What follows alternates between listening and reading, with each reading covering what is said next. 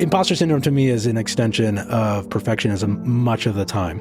Perfectionists have a hard time owning anything that they've done well, any accomplishment. I mean, that's the cover of the book, the ribbon with this in the frowny face. And I think the cover really depicts this idea of not embracing things that you've done well. And this is, in my mind, so epidemic among perfectionists.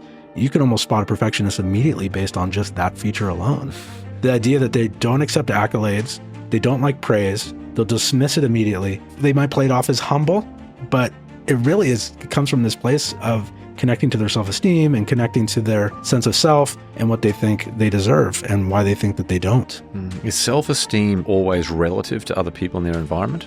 For a perfectionist, I think sometimes the self-esteem is relative to some outlandish and rigid universal standard that they think exists. They think that they, quote unquote, should be a certain way or should be a type of person. I think the person who's less perfectionistic has a much more flexible, fluid sense of their self and what to compare themselves to. And that's not to say that there isn't some upward and downward comparison going on. For a perfectionist, they do it all the time. But they almost always are comparing themselves to a really universal, unattainable expectation and standard. And that self-esteem is going to tank if that's the case, because nobody can live up to that, because it's nobody's expectations but their own. Nobody is telling them that that's what's needed or required. It's built inside of their own mindset of what they think needs to happen. And unfortunately, they've built this expectation that is unattainable.